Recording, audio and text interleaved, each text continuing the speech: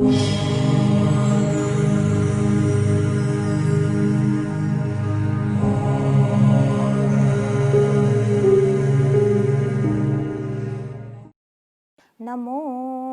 तस्स भगवतो अरहतो सम्मा सम्बुद्धस्स सब्बपापस्स अकरणं कुशलस्स उपसम्पदा सचित्तपर्योदपनं एतं बुद्धानुशासनं। सर्वप्रथम वहाँ अर्हत सम्यक सम्बुद्धलाई मेरो सादर वन्दना।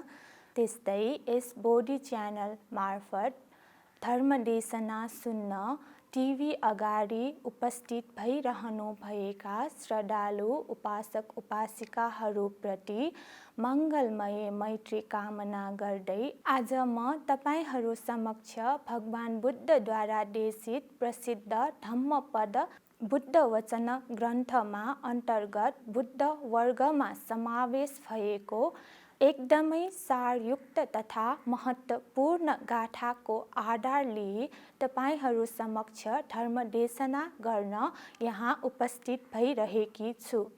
जुन गाथा अघि मैले वाचन गरिसकेको थिएँ, सब्ब पापस्स अकरणं अर्थात् सबै प्रकारका पाप कर्महरू नगर्नु, कुशलस्स उपसम्पदा कुशल कर्महरू वृद्धि गर्दै जानु, सचित्त पर्योदपनं आफ्नो मनलाई क्लेशमलबाट परिशुद्ध गरी आफ्नो बसमा राख्नु, एतं बुद्धानुशासनं अर्थात् यही भगवान बुद्धहरूको मूल उपदेश हो, यही भगवान बुद्धहरूको शासन हो।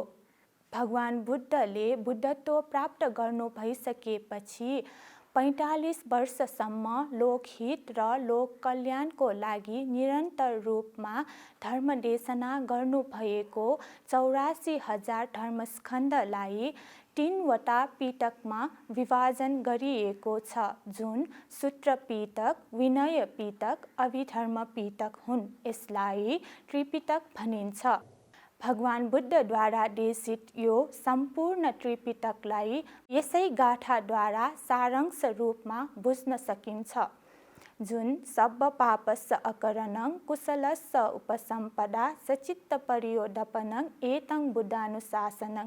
यसै गाथाद्वारा हामीले सम्पूर्ण बुद्ध धर्मलाई सारांश रूपमा बुझ्न सकिन्छ भनी भगवान बुद्धले देशना गर्नुभएको छ। अब म तपाईहरूलाई यस गाथालाई अझ स्पष्ट रूपमा बुझाउन एउटा छुट्याएर बुझाउन कोसिस गर्नेछु। सब्ब पापस्स अकरणं सबै प्रकारका पाप कर्महरू नगर्नु, सबै प्रकारका पाप कर्महरू त्याग गर्नु। यहाँ हामीले पाप कर्महरू त्याग गर्नु अगाडि पाप कर्म भनेको के हो भनी बुझ्न अत्यन्त जरुरी छ। आफ्नो मनलाई अशुद्ध गरिदिने, शारीरिक, वाचिक, मानसिक रूपमा गरिने नराम्रा कार्यहरूलाई नै पाप कर्म भनिन्छ। हाम्रो शरीर, वचन र मन, यसलाई 3 द्वार भनिन्छ। यी 3 द्वारबाट गरिने अकुशल कर्मलाई नै पाप कर्म भनिन्छ। पाप कर्महरू 3 प्रकारका छन्, जुन शारीरिक पाप कर्म, वाचिक पाप कर्म र मानसिक पाप कर्म। शरीरबाट गरिने पाप कर्मलाई शारीरिक पाप कर्म भनिन्छ। वचन वा बोलीबाट गरिने पाप कर्मलाई वाचिक पाप कर्म भनिन्छ। त्यस्तै मनबाट गरिने पाप कर्मलाई मानसिक पाप कर्म भनिन्छ। शरीरबाट गरिने पाप कर्म 3 प्रकारका छन्। पानातिपाता प्राणी हिंसा गर्नु, अदिन्ना दाना चोरी गर्नु, कामेषु मिथ्याचारा व्यभिचार जीवन बिताउनु। त्यस्तै वचनबाट गरिने पाप कर्म 4 प्रकारका छन्। मुस्सावादा झुटो कुरा गर्नु, पिसुना वाचा चुक्ली गर्नु, फरुसा वाचा कडा शब्द बोल्नु, सम्पफलाप वाचा काम नलाग्ने कुरा गर्नु। काम नलाग्ने गफ गरेर समय बिताउनु। त्यस्तै मनबाट गरिने पाप कर्म 3वटा छन्। अविद्या, अरूको धन सम्पत्तिमा लोभ गर्नु, अरूको धन सम्पत्तिलाई आफ्नो बनाउन कोसिस गर्नु। त्यस्तै व्यापाद, अरूप्रति कडा रिस गर्नु, क्रोध गर्नु र मिथ्या दृष्टि, गलत धारणा लिनु। यस प्रकार शारीरिक, वाचसिक, मानसिकद्वारा गरिने पाप कर्महरू 10 प्रकारका छन्। यसै 10 प्रकारका पाप कर्मलाई 10 अकुशल पाप कर्म भनिन्छ। यस्तो पाप कर्म हामीले गर्यौँ भने यसको विपाक हामीलाई भगवान बुद्धद्वारा देशित धम्मपद बुद्ध वचनमा अन्तर्गत पहिलो चित्तवर्गमा समावेश भएको उहाँले देशना गर्नुभएको मनसा च पदुत्थेन भासति वा करोति वा तत्तो नङ दुःखमन्वेति चक्कं वो वहतो पदं। अर्थात् जसरी गोरुले तान्ने बैल गाडाको पछि पछि पाङ्ग्रा आइरहने चाहिँ त्यसरी नै हाम्रो जीवनमा दुःख पनि पछि पछि लागेर आइरहन्छ। जसरी त्यो गोरुलाई सामानले भरिएको गाडा तान्न गाह्रो भइरहेको हुन्छ, उसलाई दुःखको अनुभव भइरहेको हुन्छ, त्यसरी नै हाम्रो जीवनमा हामीद्वारा गरिएका अकुशल कर्महरूको विपाक पनि त्यसरी नै दुःख बनी हाम्रो पछि पछि आइरहेको हुन्छ। त्यसैले भगवान बुद्धले भन्नुभएको छ, हामीले गरिने शारीरिक, वाचसिक, मानसिक पाप कर्मले हाम्रो जीवन एकदमै दुःखमय बनाइदिन्छ। सुखको अनुभव हामीले गर्न पाउँदैनौँ। अब यस्तो पाप कर्महरूलाई कसरी त्याग गर्नुपर्छ त भनी बुझ्नु जरुरी छ। पाप कर्मबाट मुक्त हुन हामीले हाम्रा 3 द्वारलाई पहिले संयमित गर्नुपर्छ। त्यो 3 द्वारलाई संयमित गर्न हामीले शीलद्वारा गर्न सकिन्छ, त्यस्तै ध्यानद्वारा पनि गर्न सकिन्छ। शील सम्पन्न भई शरीरद्वारा, वचनद्वारा र ध्यानबाट मनलाई संयमित गर्न सकिन्छ। शील पालन गरी प्राणी हिंसा नगर्नाले, चोरी नगर्नाले, व्यभिचार जीवन नगर्नाले हाम्रो शारीरिक पाप कर्म हुनबाट हामी जोगिन सक्छौँ। वचनबाट गरिने पाप कर्महरू पनि शीलद्वारा संयमित गर्न सकिन्छ। झुटो कुरा गर्ने, चुक्ली कुरा गर्ने, अरूलाई चित्त दुख्ने गरी कडा शब्द बोल्ने, त्यस्तै काम नलाग्ने कुराहरू ख्याल ठट्टा गर्ने, त्यस्ता काम नलाग्ने कुराहरू गफहरूबाट पनि हामीले शीलद्वारा बच्न सक्छौँ। शीलद्वारा हामीले अकुशल कर्म हुनबाट जोगिन सक्छौँ। त्यसरी नै हाम्रो चञ्चल मनलाई पनि संयमित गर्न हामीले ध्यान अभ्यासबाट गर्न सक्छौँ। ध्यान अभ्यासलाई दैनिक रूपमा जति सक्दो त्यति गर्दै गयौँ भने हामीले हाम्रो यो चञ्चल मनलाई आफ्नो बसमा राख्न सक्छौँ। बुद्धानुसति, आनापानसति र विपස්සना ध्यान भावनाद्वारा हामीले हाम्रो मनलाई आफ्नो बसमा राख्न सक्छौँ। हामीले हाम्रो मनलाई क्लेशमलबाट टाढा राखी परिशुद्ध गर्न सक्छौँ।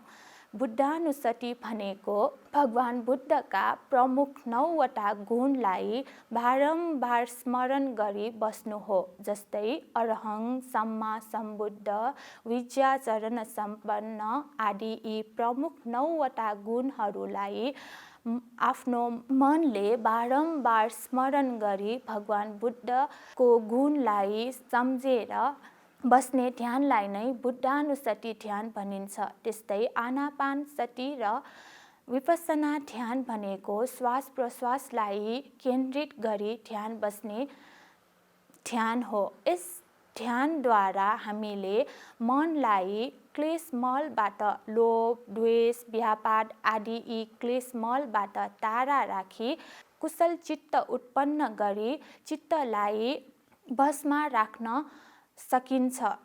यसरी ध्यान अभ्यासद्वारा हामीले यो चञ्चल मनलाई संयमित गर्न सकिन्छ।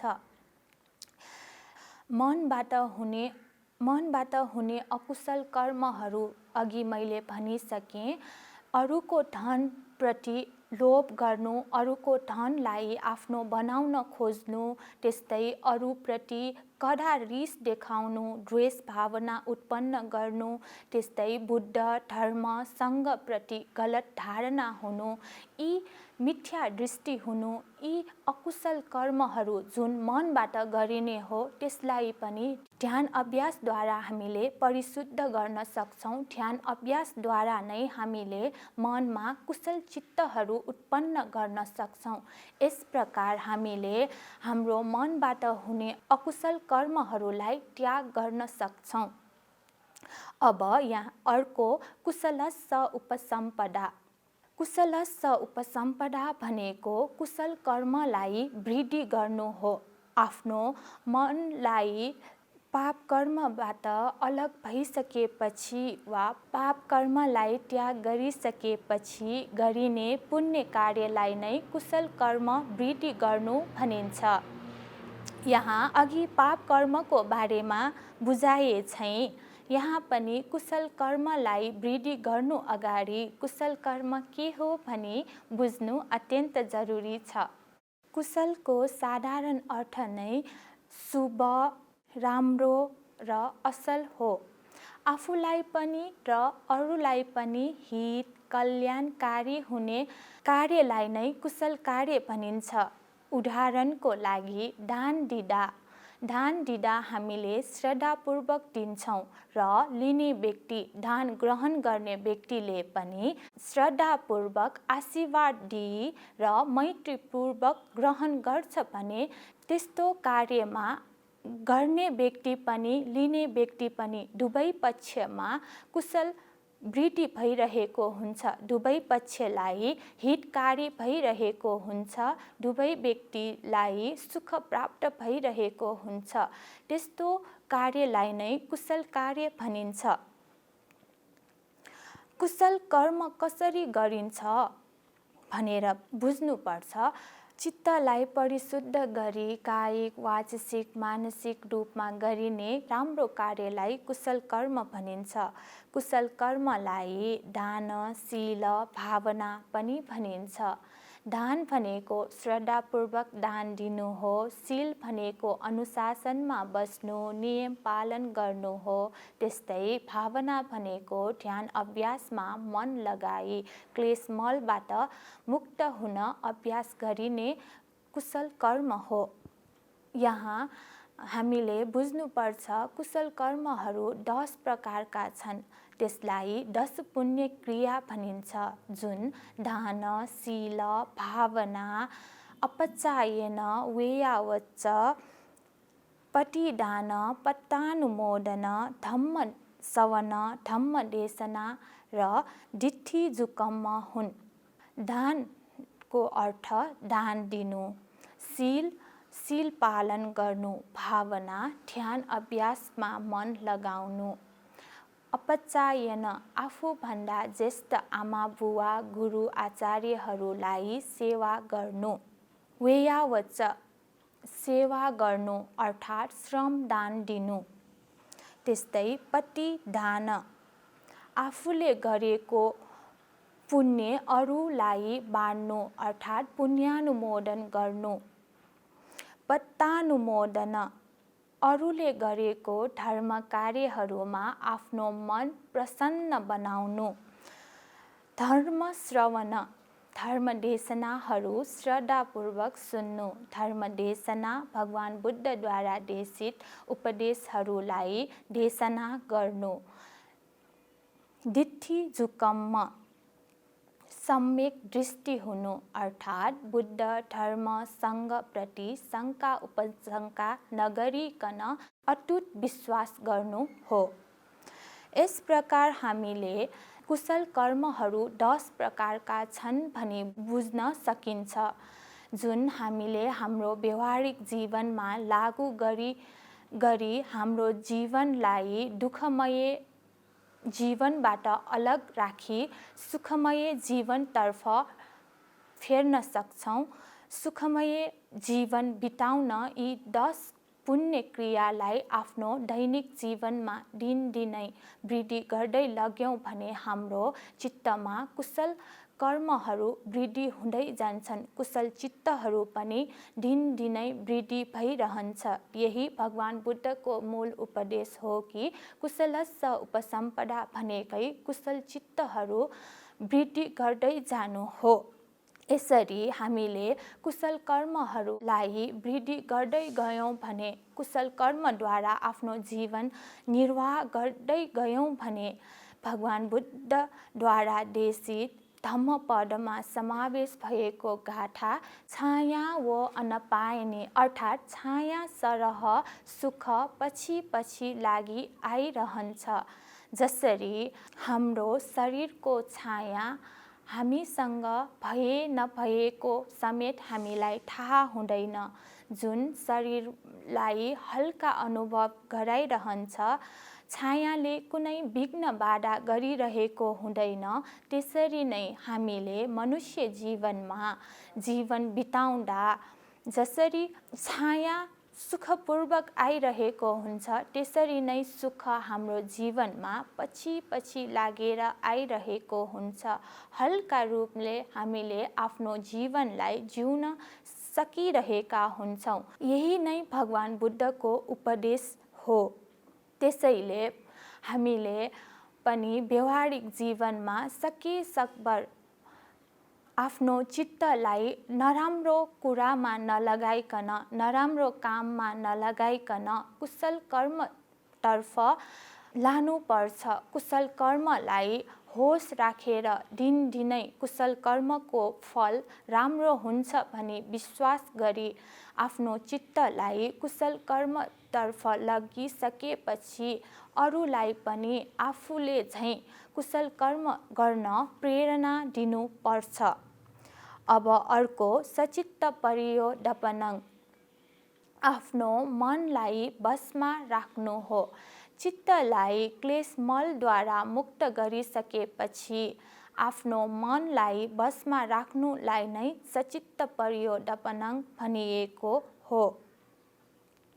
जसरी हाम्रो शरीर फोहोर भइसकेपछि दुर्गन्ध आउँदा नुहाएर हामी शरीरलाई सफा पार्छौँ, परिशुद्ध पार्छौँ, त्यसरी नै हाम्रो मनमा क्लेश मलले भरिएको हुन्छ। लोभ, द्वेष, मोह आदि क्लेश मलहरूलाई परिशुद्ध गर्न ध्यान बस्नु अत्यन्त जरुरी छ।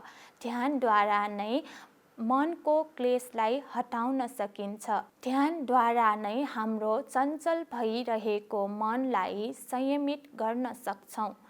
ध्यानद्वारा नै मन संयमित हुने भएकोले ध्यानद्वारा नै क्लेशमलबाट परिशुद्ध हुन सक्ने भएकोले मानव जीवनमा ध्यान बस्नु अत्यन्त जरुरी छ। भगवान बुद्धले पनि हामीलाई ध्यान बस्न प्रेरणा दिइरहनु भएको छ। ध्यानबाट नै हामी यो दुःखमय संसारबाट मुक्त भई सुखतिर लाग्न सक्छौँ। ध्यानद्वारा नै निर्वाण धर्मसम्म लाभ गर्न सकिन्छ भनेर भगवान बुद्धले बरोबर भिक्षु सङ्घहरूलाई प्रेरणा दिनुभएको छ। त्यसैले ध्यान मानव जीवनमा एकदमै आवश्यक भएकोले यो संसार चक्रबाट मुक्त हुन ध्यान अत्यन्त जरुरी भएकोले आजभोलि हाम्रा उपासक उपासिकाहरू ध्यानको महत्त्वलाई बुझी आफ्नो फुर्सदको समय निकाली विभिन्न ध्यान केन्द्रमा गई विभिन्न ध्यान गुरुहरूसँग ध्यान सिकी शिविरमा भाग लिई आफ्नो दैनिक जीवनमा पनि त्यसै अनुसार ध्यान अभ्यास गरी आफ्नो जीवनलाई सुखमय बनाउन प्रयास गरिरहेका छन्। यस्ता कुशल कर्महरूलाई प्रशंसा गर्न योग्य छ। जुन यो ध्यान अभ्यास गर्ने कार्य अत्यन्तै प्रशंसनीय छ। यसरी नै हामीले जहिले पनि भगवान बुद्धद्वारा देशित यही प्रमुख 3वटा शिक्षालाई आधार लिई जुन अघि भनिसकेकी छु। सबै प्रकारका पाप कर्महरू नगर्नु, कुशल कर्महरूलाई वृद्धि गर्दै जानु, आफ्नो चञ्चल भएको मनलाई ध्यान अभ्यासद्वारा क्लेशमलद्वारा परिशुद्ध गरी आफ्नो वशमा राख्नु, यही नै भगवान बुद्धहरूको प्रमुख शिक्षा हो। यही उपदेशलाई आफ्नो व्यवहारमा लागू गरी आफ्नो व्यवहारलाई अघि बढाउन सक्यौँ भने साँच्चै नै हाम्रो मानव जीवन सारयुक्त हुनेछ, कल्याणकारी हुनेछ, मानव जीवन अत्यन्तै अमूल्य हुनेछ भनी हामीले बुझेर त्यसै अनुसार हामीले लागू गर्न सकोस्। भगवान बुद्धको यो शिक्षालाई दिनदिनै व्यवहारमा प्रयोग गरी आफ्नो अमूल्य मनुष्य जीवनलाई सारयुक्त बनाउन सकोस्। अन्त्यमा सबै प्रकारका दुःखबाट मुक्त भएको निर्वाण सम्पत्तिसम्म लाभ गर्न सकोस् भनेर आफ्नो व्यवहारिक जीवनमा पनि ध्यान अभ्यासद्वारा आफ्नो मनलाई पनि क्लेशमलबाट मुक्त गरी सबै दुःखबाट मुक्त भइरहेको सुखमय निर्वाण सम्पत्तिसम्म लाभ गर्न सकोस् भनेर मङ्गलमय मैत्री कामना गर्दै मेरो यो छोटो धर्मदेशना यहीँ टुङ्ग्याउन चाहन्छु। भवतु सर्वमङ्गलं।